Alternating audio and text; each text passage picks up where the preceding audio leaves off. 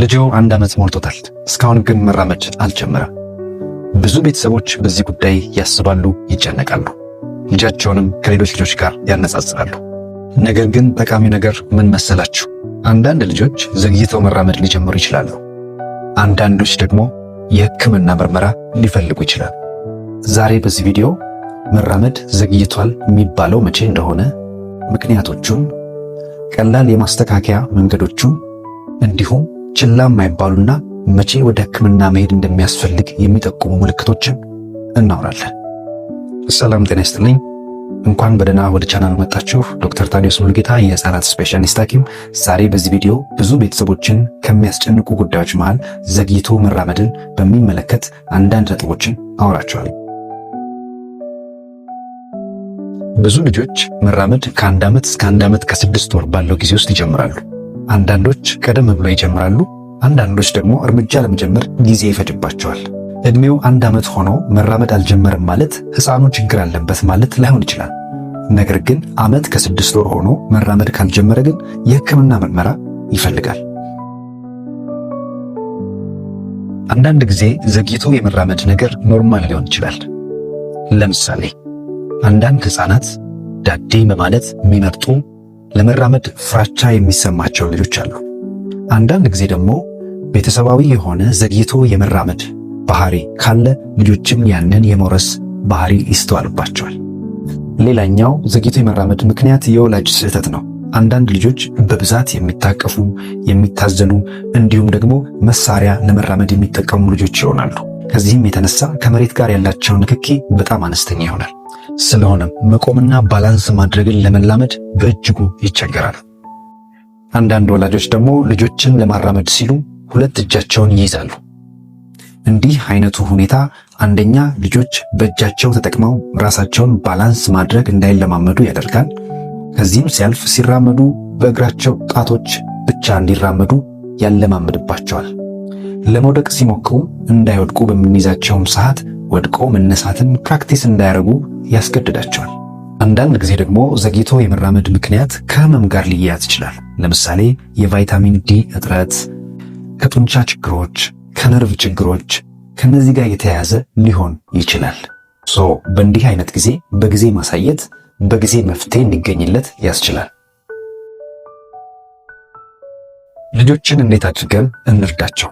መጀመሪያው መሬት ላይ የሚያሳልፉትን ጊዜ ልጆች እንዲያበዙ ማድረግ፣ ዳዴ እንዲሉ፣ ለመቆም እንዲሞክሩ፣ ፈርኒቸሮችን ይዘው ቤት ውስጥ እንዲንቀሳቀሱ ማበረታታት ያስፈልጋል። ከመሬት ጋር ያላቸው ዝምድና ሊጠናከር ይገባል። በእንዲህ አይነት የእንቅስቃሴ ሁኔታ ጡንቻቸው እንዲዳብር ማስቻል ይቻላል። መቆምን ያበረታቱ። አሻንጉሊቶችን ወይም መጫወቻዎችን ከልጆች ቁመት በላይ ከፍ በማድረግ ለመቆም እንዲሞክሩ ያድርጉ።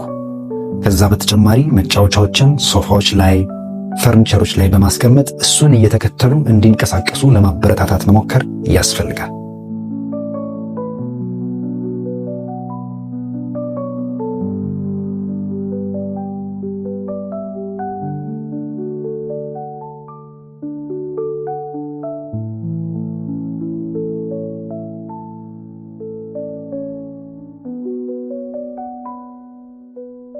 ሌላኛው ልጆ ለመራመድ በሚሞክር ሰዓት ሁለቱንም እጅ ከመያዝ ይቆጠቡ።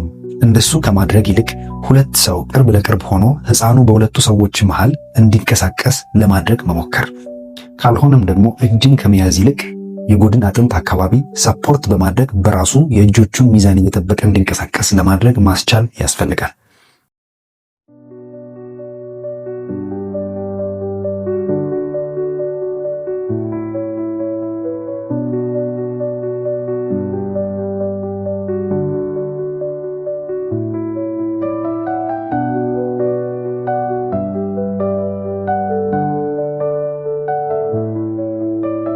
ሌላኛው ያበረታቷቸው። ልጆች ሲደነቁ፣ ሲጨበጨብላቸው ደስ ይላቸዋል። ስለዚህ ትንሽም ለውጥ ሲያዩ ልጆን ያድንቁ። ሌላኛው መራመጃ መሳሪያዎችን አይጠቀሙ፣ ወከሮችን አይጠቀሙ። እነዚህ ጡንቻ እንዳይዳብር፣ ለጉዳት እንዲጋለጡ፣ ከዛም ሲያልፍ ተፈጥሯዊ የሚዛን አጠባበቅን እንዳይለማመዱ ያደርጋቸዋል። ሌላኛው አመጋገብና ጤና ነው። ጥሩ የተመጣጠነ ምግብ የሚያገኙ ልጆች ለጡንቻና ለአጥንታቸው ጥንካሬ በእጅጉ ያግዛቸዋል። ስለሆነም በፕሮቲን በካልሲየም እና በቫይታሚን ዲ ሪች የሆኑ ምግቦችን ለልጅዎ ይስጡ። የህክምና ቼክአፕ የሚፈልጉ አሳሳቢ ምልክቶች። ይሄ በጣም ጠቃሚው ክፍል ነው። ልብ ብለው ያዳምጡኝ። እነዚህ ምልክቶች ካዩ ወደ ህክምና ቦታ ልጅዎን ወስደው ማስመርመር ይኖርቦታል። 1 ዓመት ከ6 ወር ሆኖት መራመድ ካልጀመረ፣ ስስ የሆኑ ጡንቻዎች ካሉት፣ አንዱን የሰውነት ክፍል ብቻ የሚጎትት ልጅ ከሆነ ወይም በአንድ ሳይዱ ብቻ የሚራመድ አይነት ልጅ ከሆነ፣ የእግር አላይመንት ችግር ካለበት፣ የእግር መቆልመም እንዲህ አይነት ሁኔታም ካለ፣ ሌሎች የእድገት መለኪያዎች ላይ መዘግየት ካለው፣ ለምሳሌ ንግግርም ላይ ከሰው ጋር ያለው ግንኙነትም ላይ እንዲህ አይነት ሁኔታዎች ላይም ችግር ካለበት ቼክአፕ ይፈልጋል። ሌላኛው ኦልሬዲ ዲቨሎፕ አድርጓቸው ወይም አሳክቷቸው የነበሩ የእድገት ደረጃዎችን ካጣ፣ ለምሳሌ ኦልሬዲ መናገር ጀምሮ መናገሩን ከተወ፣ ከሰው ጋር በደንብ ኮሚኒኬት ማድረግ ጀምሮ ወይም መሳቅ መጫወት ጀምሮ እሱንም ካጣው፣ እንዲህም አይነት ምልክቶች ካሉ ቼክአፕ ይፈልጋል።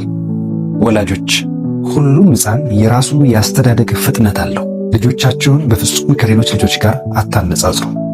ዋናው ነገር ተከታታይ ለውጦች መኖራቸው ነው። እንዲሁም ቅድም የዘረዘርኳቸው አሳሳቢ ወይም አስጊ ምልክቶች አለመኖራቸው ነው። ይሄ ቪዲዮ ከረዳችሁ ላይክ፣ ሰብስክራይብ፣ ሼር ማድረግ እንዳትረሱ። ኮሜንት ላይም ልጆ በስንት ዓመቱ መራመድ እንደጀመረ ይጻፉልን። እኔ ዶክተር ታዲዮስ የሕፃናት ሕክምና ስፔሻሊስት